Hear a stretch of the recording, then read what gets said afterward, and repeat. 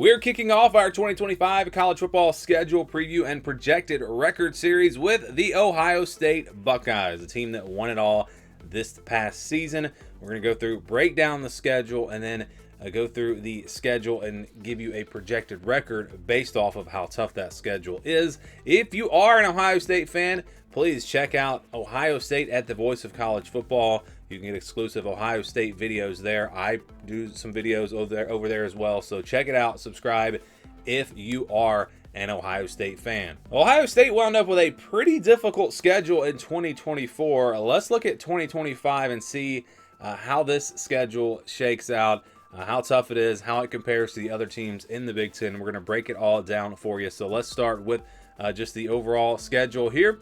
We'll go back through that in just a second. But first, we're going to look at some of the details of the schedule. First, the non-conference. Ohio State will play Texas. They will play Grambling State, and they'll play Ohio. So, obviously, Grambling State, Ohio, not too tough of challenges there. But Texas is really going to step things up with or make this non-conference schedule tougher than the one they had last season. Had a very favorable non-conference schedule last season. This year, huge game against Texas. We're talking about potentially two preseason top 5 teams. I would say both teams will be preseason top 5, maybe even top 3. So yeah, that's going to be a huge game to start off the season, coming off of that game they just played in the college football playoffs. So can't wait for that matchup. And again, we do get that big non-conference matchup this season. So let's look at the home and the away. So you've got those 3 non-conference games all at home for Ohio State.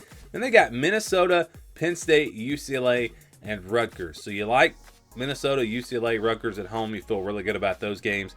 Penn State, going to be a tougher game. So yes, you do want to play that game at home. That works out pretty well. You look at the road schedule. They've got at Washington. That could be tricky going out west. You've got Illinois, who should be pretty good this season. Wisconsin, we'll see if they're improved. Purdue, and then at Michigan, of course, in that final game of the season. So 5 road games in the conference, 4 games at home, and that's a pretty tough road schedule, really. Again, Michigan and Illinois will be tough games. Washington because of the travel, and then Wisconsin's kind of the wild card. I feel like this Wisconsin team has potential to be a lot better next year, but they also could be pretty bad again. It's hard to say with Wisconsin. I don't think Purdue will be too much of a challenge. So then we look at the changes with the Big Ten schedule. So they're going to lose Indiana, Iowa, Nebraska, Northwestern, Oregon. Those teams were teams they played last season. And they're going to add Illinois, Minnesota, Rutgers, UCLA, and Washington. I think this is a pretty good trade. Illinois, Minnesota, probably going to be pretty good. But you don't have to play Indiana. You don't have to play Oregon. Obviously, that's going to be a huge advantage. Iowa's always, a pretty tough team. And then Nebraska's a team that I think could be pretty good this year. So I think the conference schedule works out pretty well for Ohio State this season. We look at how it compares to other teams in the Big Ten. And there you see these are the records from last year, the conference records for the combined opponents. So Ohio State's combined Big Ten opponents were 38-43 last season, a winning percentage of 47%. That's kind of in the middle. It's not as tough as, say, Wisconsin's, which is really, really tough, but it's also not as easy as Michigan. Look at Michigan's combined conference opponent records from 2024. Again, we're talking about their conference opponents this year, the 2025 opponents, their records from last season. That is a very favorable schedule. So again, Ohio State kind of in the middle, on the lower end, but I'd say that they're pretty much right there in the middle. So yeah, not too tough of a non-conference schedule this year, but it's also, I would say, not easy. And you do have some challenges in there. So they'll start with Texas on August 30th at home, huge game, of course. And then they get Grambling State, Ohio back-to-back. So the non-conference games are right there to start off the season. And then they're going to get their first bye on September 20th, which is pretty early in the year. But I think it's actually in a good spot for them because it's before having to go out west to Washington. So it's before that road game at Washington. They'll play on September 27th. So I think that does kind of work out pretty well for Ohio State. The next game will be against Minnesota at home. Then they'll play on the road at Illinois. And in fact, they're going to have back-to-back road games. Illinois on the road and then Wisconsin on the road, October 11th, October 18th. Then they get their second bye week. So their bye weeks are a little bit early because you got 5 games in a row after that second bye week. You got 3 games in a row, then a bye week, 4 games in a row, then a bye week, and then 5 games in a row. But that's definitely going to be a tough stretch. I mean, you look at the opponents and you think, it's not going to be too tough. But 3 of them on the road, and you got to go at Washington, then Minnesota, who's going to be pretty good. At Illinois, could be one of the top 5 teams in the Big Ten this year. And then Wisconsin on the road. So tough places to play. 3 out of 4 games on the road. That's going to be a difficult stretch just in terms of the travel and all that. Then you get that bye week before the final 5 games. And you look at the opponents in the final 5 games. You've got Penn State and Michigan, obviously, going to be probably the 2 toughest games in the Big Ten. But you've also only got 2 road games. So in these final 5 games, only 2 road games. They'll play Penn State on November 1st. Then they'll go on the road to play Purdue on November 8th. UCLA at home on November 15th. Then back home for Rutgers on November 22nd. They'll close things out, of course, with Michigan on the road. So, yeah, I'm looking at that stretch from Washington to Wisconsin as a tough stretch. That's a stretch where, Ohio State going 4-0 in that stretch will be a challenge. It really will. Again, you get Penn State at home after a bye week. Really like that. I love having Texas at home, of course. And then that Michigan game is not after a big game. It's after UCLA and Rutgers at home, but they will have to go on the road for that one. So I would say, I don't know if I would say this schedule is tougher than last year's. I would say that the conference schedule is definitely easier. It's still tricky.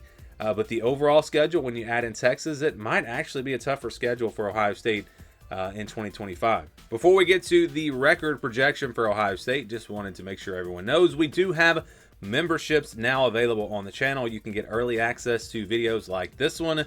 You can get badges, emojis, priority reply to comments, exclusive posts, all kinds of things. Check it out. Become a member today. We're going to give you a very early projected record for Ohio State. Before we get into the 2025 projection, let's look back at the projections from the last few seasons, again, using our formula. And you can see 2021, the projection was 11-1. This team went 10-2. In 2022 and 2023, the projection was 10-2. They finished 11-1 in the regular season. And then last season, the projection was actually exactly right, 10-2. And that was the finish. So keep in mind, these projections are conservative. It's a formula that we use, just kind of playing the odds of these games. And it is all based off of our tier rankings. So you can check that out. You can see exactly which tier all the teams are in the Power 4. And so that's, again, where this projection comes from. And like you see right here, the projection has been within 1 game at least every year from the past 4 seasons. So we've got it right on the money this past season, but the other seasons it was off by 1 game. So you can expect, Ohio State's projection to be off by 1 game, or maybe it's right on the money. Of course, Ohio State's one of the easier teams to predict. It's one of the easier projections to make because they're always at the top of college football. So again, here's the schedule. Now let's get into the projection, and this is the scale that we use. Again, this is all based off of our tier rankings.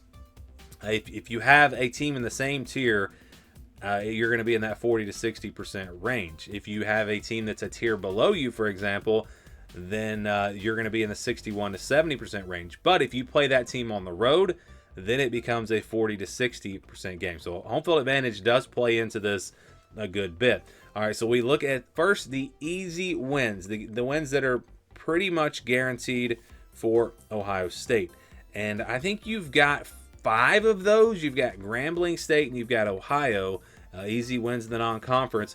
You've got Purdue, UCLA, and Rutgers. So all of these games, again, Ohio State is high enough ahead of them in the tier rankings to where they should win. It's an 80% chance or greater against all 3 of those opponents.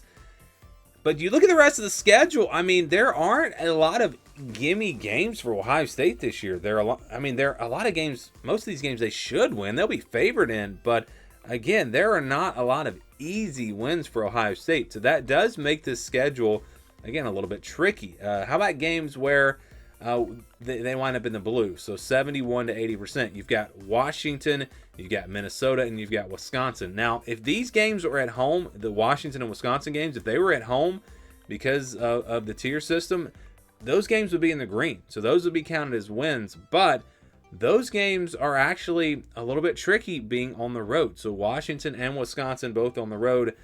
Potential trap games or upset alert type games, I would say. So watch out for those three opponents if you're looking for a big upset, a team to upset Ohio State. I think it comes from those three games.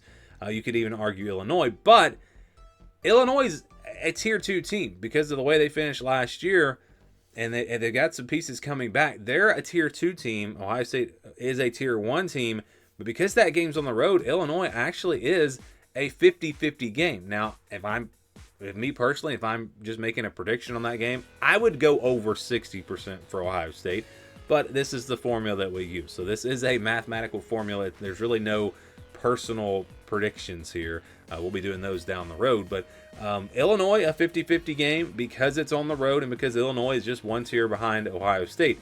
Texas, a 50-50 game. Both of those teams are tier 1 teams. Penn State, also a 50-50 game. Because they're both tier 1 teams. And then you've got Michigan, who is a tier 2 team like Illinois, but that game is on the road, so it's another 50-50 game. So this projection would look a lot different if Michigan and Illinois were at home, and let's say Penn State and Texas were on the road, because then Illinois and Michigan would be in the purple, and you'd have Penn State and Texas still in the white. Those would still be 50-50 games because they're in the same tier. So that's interesting there when you look at the way this schedule sets up. And when you average all this out, and keep in mind, I showed you the last 4 years, I showed you the projections. This team is projected to go 10-2 or 11-1 every year. And also, before you start calling me a hater, I picked Ohio State preseason last season to win the national championship. And I may pick them again. Who knows? This is not my prediction. But when you average this out, because of this schedule and because of the difficulty of this schedule, their projection actually is 9-3. So this is the lowest projection for Ohio State in the past 5 seasons, and they're still a tier 1 team. So that just tells you the difficulty of this schedule. You might think this schedule is not all that tough. It's not as tough as last year, especially in the Big Ten, but the way it sets up with Washington on the road, Illinois on the road, Wisconsin on the road, those are tricky games. Michigan, obviously a tough game. Penn State, and then you add Texas in the non-conference. You know, if you had Texas, if you didn't have Texas here and you had Marshall again or something like that, this projection will be 10-2. But because you've got a tough non-conference game, you've got some tricky road games in the conference, and you do have to play Penn State, a tier 1 team, and Michigan on the road, Illinois on the road. Yeah, it does come out to 9-3. So I was surprised, honestly, when I did the math here, that it was 9-3, because I figured, just like always, the projection would be 10-2 or 11-1. So based off of this, I think a 10-2 season for Ohio State and another playoff berth is actually a good season